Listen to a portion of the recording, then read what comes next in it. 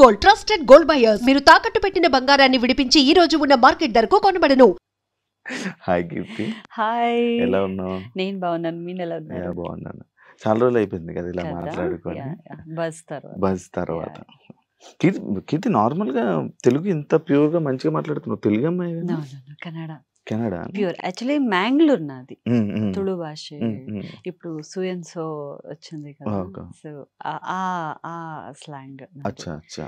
కన్నడ అనే దాంట్లో తుళు అన్న భాష ఉంటది. ఆహా. యాక్చువల్లీ నేను అది okay, but okay. Kannada. Kannada హా. సెటిల్ మొత్తం హైదరాబాద్.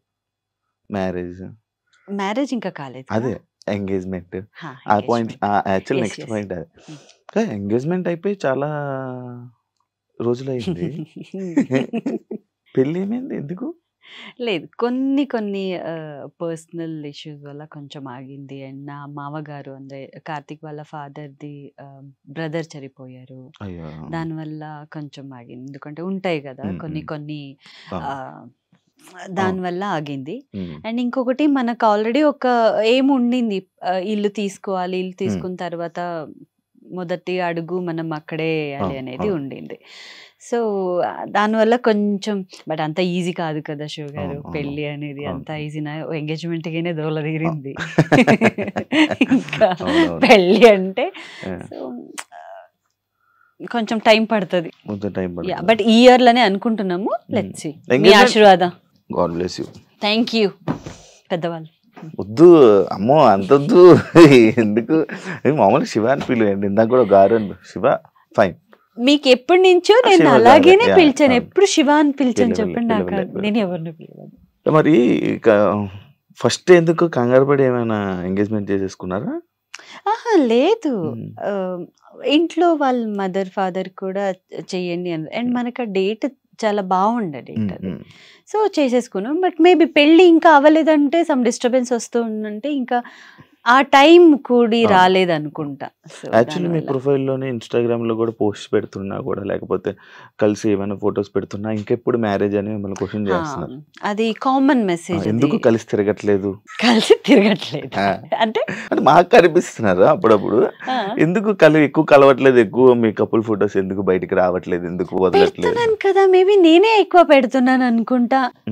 మీరు ఇప్పుడు కూడా నా ప్రొఫైల్ లో చూస్తే ఆబ్వియస్లీ ఒక వీడియోలన్నా తను ఉంటాడా? ఏం లేదు.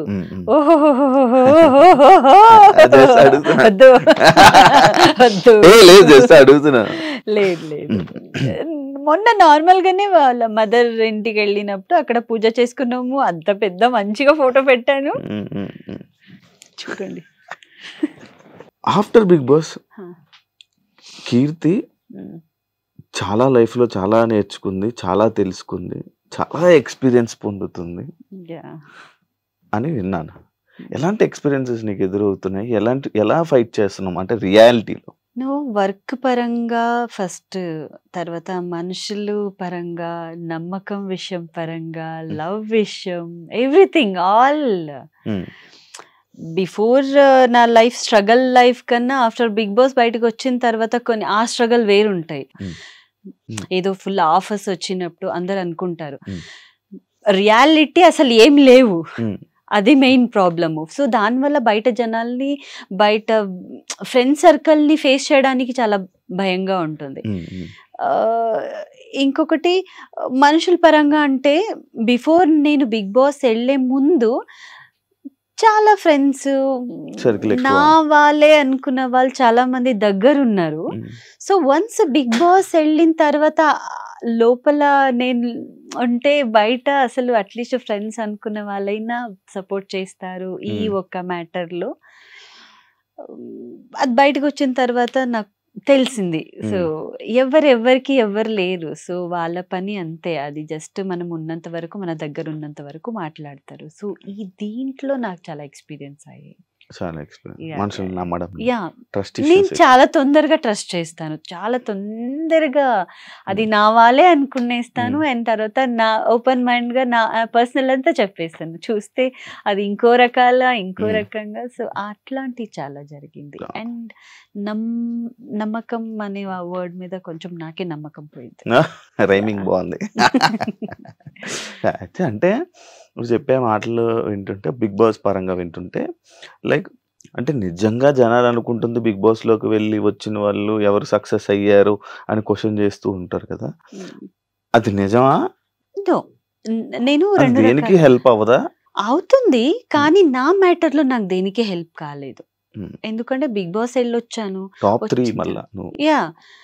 ఇప్పుడు మీరే సేమ్ మీరే చూడండి, టాప్ 3 ఉన్న వాళ్ళు ఇప్పుడు వేరే సీజన్ కూడా అంతగా మేబీ వెళ్ళలేదు, హిట్ కాలేదు అని పక్కన పెడితే, టాప్ 3 టాప్ 2 ఉన్న వాళ్ళు, టాప్ 10 టాప్ 5 ఉన్న వాళ్ళందరూ ఇప్పుడు ఏదో ఒకటి చేస్తున్నారు, వాళ్ళని పిలుస్తున్నారు, అంతా ఓకే.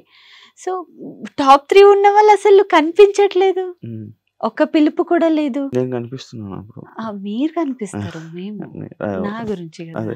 సో ఎక్కడో తగ్గిపోయింది అది అనిపించింది. నాకేం అంత పెద్దగా సక్సెస్ లేదు, బట్ బయట జనాలకి నేను చాలా తొందరగా దగ్గర అయ్యాను.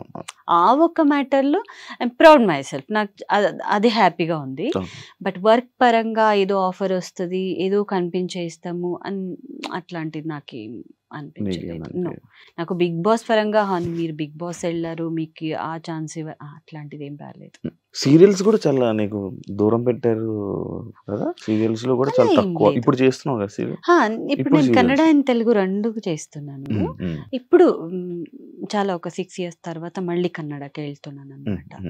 సో సీరియల్ పరంగా నాకు అది ఎందుకంటే బిగ్ బాస్ బయట వచ్చగానే మేబీ నేనే ఫస్ట్ పర్సన్, నేను వర్క్ లో బిజీ అయ్యింది, నేనే ఫస్ట్ పర్సన్. వేరే అందరూ ఖాళీగానే నాకు తెలుసు, కానీ ఖాళీగా అంటే మీరే వాళ్ళ పర్సనల్ వర్క్ లో ఉన్నారు నాకు తెలీదు.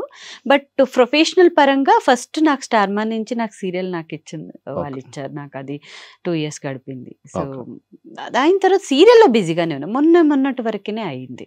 సీరియల్స్ నార్మల్గా ఇప్పుడు సీరియల్స్ టాపిక్స్ లోకి వస్తాం. నేను రీసెంట్ గా చాలా మంది సీరియల్ యాక్టర్స్ ని వాళ్ళని నేను ఇంటర్వ్యూ చేస్తుంటే చాలా డిఫరెన్సెస్ వస్తున్నాయి అబ్బా, సీరియల్స్ లో ఇండస్ట్రీలో చాలా డిఫరెన్సెస్ వస్తున్నాయి. దానికి నువ్వు ఏం ఆన్సర్ ఇస్తావు చెప్పు. లైక్ కన్నడ అని, తెలుగు అని, కన్నడ వాళ్ళకి ఎక్కువ ఆఫర్స్, తెలుగు వాళ్ళు లేరు, అందరూ మానేస్తున్నారు, రీసెంట్గా అందరూ బయటకు వచ్చేస్తున్నారు, ఇంకా వాళ్ళే ఆఫర్స్ వస్తున్నాయి, వాళ్ళలోనే చాలా జరుగుతున్నాయి అని చెప్పి అని చాలా మంది నా దగ్గరికి వచ్చి చాలా మంది చెప్పడం జరిగింది. అది ఎంతవరకు వాస్తవం, ఎంతవరకు అది అసత్యం?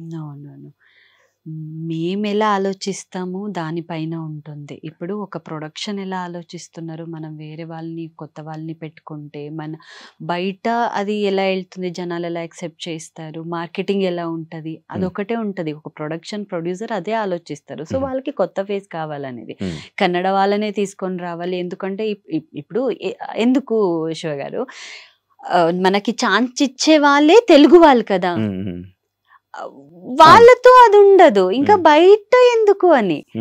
సో నాకే అలా ఏం అనిపించలేదు, కానీ సో టాలెంట్ ఎవరికి ఉంటుంది వాళ్ళకి అవకాశం అనేది దొరుకుతుంది, అది మేము సద్వినియోగం చేసుకుంటాము. సో ఇక్కడున్న వాళ్ళు ఉన్నారు, నాకు తెలిసింది ఏమంటే ఇక్కడున్న వాళ్ళకి అంటే పేమెంట్ ఎక్కువ ఇవ్వాలో ఇంకొకటి ఏదో ఒకటి ఉంటుంది, దానివల్ల మేబీ అయి ఉండొచ్చు. ఇది నా అజంప్షన్ లో చెప్తున్నాను, ఇదే రైట్ అని చెప్పట్లేదు, నాకు తెలిసి చెప్తున్నా. సో నా వరకు ఏం లేదు, టాలెంట్ ఉంటే ఎక్కడైనా. అండ్ ప్రొడక్షన్కి మెయిన్ ఇప్పుడు అంత అమౌంట్ వేస్తున్నారు, ఒక నాట్ ఈజీ థింగ్ ఒక సీరియల్ గడపడం, అంత డబ్బులు పెట్టి ఒక సీరియల్ని రన్ చేస్తున్నారంటే వాళ్ళు కూడా కొన్ని దాని ఎక్స్పెక్టేషన్ అనేది ఖచ్చితంగా ఉంటుంది. టీఆర్పీ పైన వాళ్ళకి మనీ రావాలి, మళ్ళీ వాళ్ళు దాన్ని రన్ చేయాలి కదా. సో వి షుడ్ రెస్పెక్ట్ అంతే. ఈ కన్నడ బ్యాచ్, తెలుగు బ్యాచ్ వద్దు, మేమందరూ మనుషులమే, టాలెంట్ అంతే. సీరియల్ నార్మల్ గా ఎంత పే చేస్తారు? నార్మల్ గా అప్రాక్స్ ఎక్కువ చెప్ప, నీకు ఎంత వస్తుందో చెప్పక, జస్ట్ నార్మల్ గా ఎలా ఉంటాయి పేమెంట్స్? నో, ఫస్ట్ స్టార్టింగ్ కి చాలా తక్కువ ఉంటది, కొత్త వాళ్ళు వస్తారు కదా, వాళ్ళకి అంతే ఉంటది. నేనే స్టార్టింగ్ అంతే తీసుకున్నా, నాకు తెలీదు ఇక్కడ ఏంటనేది. సో అది వస్తేనే నాకు పెద్ద అనేది అనుకున్నా. ఎక్స్పీరియన్స్ బట్టి ఉంటది, బట్ స్టార్టింగ్ మాత్రం చాలా తక్కువ, 10,000 లోపలనే ఉంటుంది. 10,000 లోపల 15 days షూట్. 15 days, ఇప్పుడు 15 days కంప్లీట్ గా రాదు, స్టార్టింగ్ ఒక 15 days కంప్లీట్ గా వస్తుంది. ఇంకా ఒక స్కెడ్యూల్ అలాగే టెలికాస్ట్ ఎప్పుడు స్టార్ట్ అవుతుందో అప్పుడు వాళ్ళు బ్యాంకింగ్స్ పెట్టుకుంటారు, దానిపైన ఇంకా 7 to 8 days అలా వస్తుంది అంతే. ఎందుకంటే వాళ్ళు మిగిలించుకోవాలి కదా. 15 days మొత్తం చేసేస్తే అన్ని ఆర్టిస్ట్ ఇచ్చేసి ఎక్కడ అయితే ఓకే, ఒక శాలరీలా బాగా సంపాదించుకుంటున్నాం.